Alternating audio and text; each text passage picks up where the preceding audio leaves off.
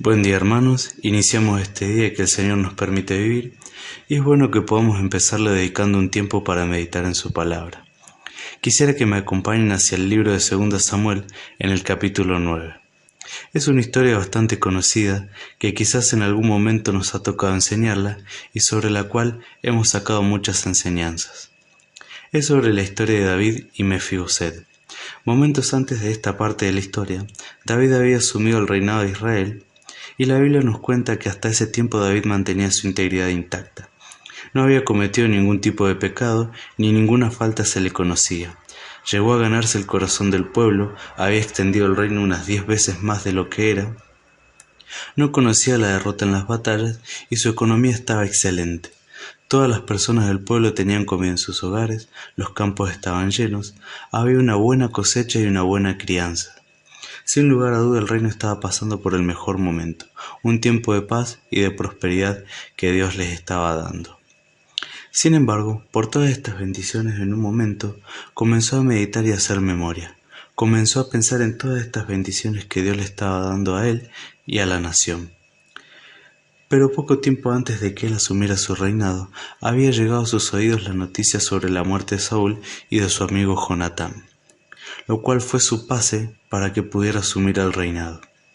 Y seguramente recordaba ese momento y quizás también recordó la promesa que le había hecho o que había realizado con Jonatán de cuidarse el uno al otro cualquiera fuera la situación. Y mientras él estaba perdido en sus pensamientos, rápidamente viene a su mente esa promesa que había hecho con Jonatán. Y es por esto que decide ponerla en práctica y así comienza diciendo en el versículo 1 del capítulo 9 de 2 Samuel.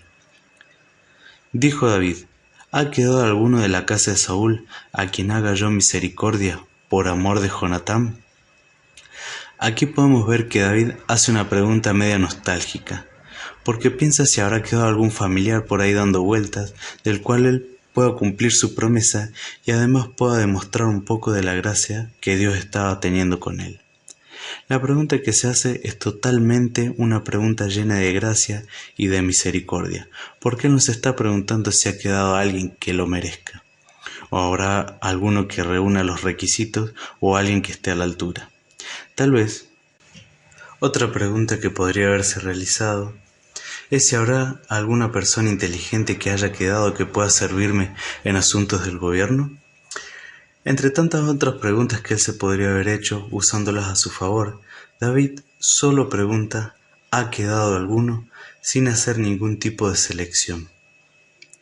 David, al igual que cada uno de nosotros, al hacerse una pregunta busca siempre la respuesta satisfactoria.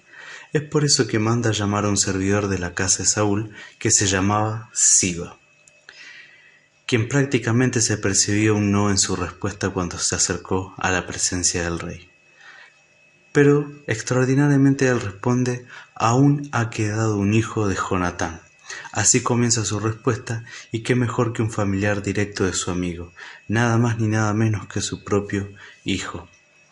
Pero, finalizando la respuesta, Siba concluye diciendo: es lisiado de los pies. Ha quedado un hijo de Jonatán, pero es lisiado de los pies, como advirtiéndole a David que no era una persona digna, que tenía limitaciones físicas y que a él no le serviría para nada por su condición de inválido. Y David, escuchando esto, pareciera que su respuesta sería: ¿tan mal está que no sirve para nada? Sin embargo, no fue esa su respuesta, sino que él le pregunta: ¿dónde está?, obviando completamente la caracterización que Siba le había hecho. Y Siba, un poco sorprendido por la actitud de David, le responde: he aquí, está en la casa de Maquir, hijo de Amiel, en Lodebar. Y de inmediato David lo manda a llamar. Ahora bien, es interesante saber que Lodebar, traducido al hebreo, significa tierra estéril. Se podría entender como una tierra que no es apropiada para el cultivo o para el pastoreo, porque es una tierra desértica, prácticamente que no sirve para nada. Y es como si fuera una caracterización sobre Mefiboset, un lugar tan desértico, con condiciones limitadas, que no ayudan en nada. Pero siguiendo con la historia de Mefiboset, Él llega a la presencia de David y lo primero que hace es postrarse sobre su rostro y hace reverencia. Y David así lo llama por su nombre. Mefiboset, le dice. Seguidamente la respuesta que él emitió: He aquí tu siervo. Y David le dijo: No tengas temor, porque yo a la verdad haré contigo misericordia por amor de tu padre Jonatán, y te devolveré todas las tierras de Saúl tu padre, y tú comerás siempre a mi mesa. Me pongo a pensar en la cara de Mefiboset al escuchar estas palabras de David. Seguro se sentía un poco aturdido porque no estaba entendiendo lo que pasaba. Era lógico que por su condición se sintiera asustado al entrar al palacio. De seguro él estaba esperando que una flecha le atravesara el corazón y, temblando entero, escucha al mismo rey decirle: No tengas miedo. David trataba de hacerle entender que no lo había mandado a buscar para castigarlo, por lo que haya hecho, o simplemente porque era familiar de Saúl, sino que lo mandó a llamar porque estaba buscando su bien y quería darle un lugar de honor y no despedazarlo como él pensaba. Podemos decir en pocas palabras que David lo que estaba tratando de decirle es: puedes estar seguro de que seré misericordioso contigo. Luego de esto, David llamó a Siba para informarle todo lo que había estado conversando con Mefiboset. Le informó que todas las tierras que eran de Saúl pasaban ahora a ser de Mefiboset, y seguidamente le dio una orden de que trabaje esos campos, trabaje esas tierras y almacene los frutos que produjeran, para que el hijo de su señor tenga pan para comer. Pero Mefiboset, el hijo de su señor, siempre iba a comer a la mesa junto con él. Fueron las palabras con las que concluyó David. Vemos un relato en el que quizás la historia hubiese sido diferente. Hace un momento Mefiboset le preguntó a David quién era él para que su rey tenga misericordia de él. ¿Acaso no ves que soy como un perro muerto?, le pregunta a Mefiboset. Pero David nunca miró la condición de Mefiboset, sino que vio en él una gran oportunidad de demostrar la gracia de Dios y cumplir su promesa a Jonatán. Extendió su amor incondicional hacia Mefiboset, quien debe haberse sentido aturdido por un par de días para entender que lo que estaba viviendo era una realidad y no solamente un simple sueño. De esta historia, como dije al principio, podemos sacar varias enseñanzas, pero lo que a mí más me llamó la atención fue la misericordia y la gracia que David tuvo con el hijo de su amigo. Sin ver su condición, lo aceptó en su casa, lo amó incondicionalmente e incluso lo llegó a tratar como si fuera su propio hijo. Esto me llevó a pensar en nuestras vidas como cristianos. Nosotros nos encontrábamos en la situación de Mefiboset. Estábamos lisiados, no éramos dignos, tampoco éramos aptos, y sin embargo el Señor extendió su misericordia hacia nosotros. Nuestro corazón estaba como aquella localidad de Lodebar, seco, sin ningún tipo de vida, que no servía para plantar una semilla y así poder dar fruto. Era como un lugar inapropiado que no servía para nada. Sin embargo, un día entendimos cómo una persona nos buscó, se entregó por nosotros, pagó nuestras deudas y más aún nos tiene preparado un lugar en su mesa para que estemos con Él todos los días de nuestra vida, viendo a nuestro Salvador.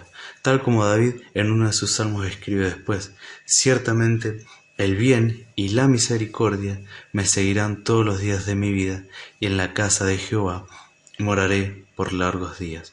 Aquel día en que le veremos cara a cara, como veíamos la semana pasada, aquel hogar, dulce hogar que está preparando para nosotros. Queridos hermanos, que en este día podamos volver nuestra vista y recordar de aquel lugar de donde nos sacó el Señor, de aquel Lodebar en donde estábamos, y podamos darle las gracias porque aun viendo nuestra condición, se entregó en nuestro lugar, pagó el precio y extendió su misericordia a cada uno de nosotros sin excepción. Y mientras escribía este devocional, todo el tiempo resonó en mi mente aquella canción que expresa lo siguiente. Dice: qué amor mis pecados decide olvidar, lanzados al mar no los quiere contar, él siendo omnisciente olvida mi error, mis faltas son muchas, su gracia es mayor. Gloria a Dios, su gracia es mayor, sus misericordias hoy nuevas son, mis faltas son muchas, su gracia es mayor. Para finalizar, quiero compartirles un texto que personalmente me llevó a pensar y a meditar sobre la misericordia y la gracia de Dios en nuestras vidas, que quizás puede ser un poco repetitivo, pero cuando uno logra medianamente entender de qué se trata, solamente van a quedar palabras de agradecimientos hacia el Señor. Y este versículo se encuentra en el libro de Jeremías, en el capítulo 31, en el verso 3, que dice: Jehová se manifestó a mí ya hace mucho tiempo, diciendo: Con amor eterno te he amado, por tanto te prolongué mi misericordia. Con amor eterno te he amado, por tanto te prolongué mi misericordia. Que el Señor los bendiga en este día.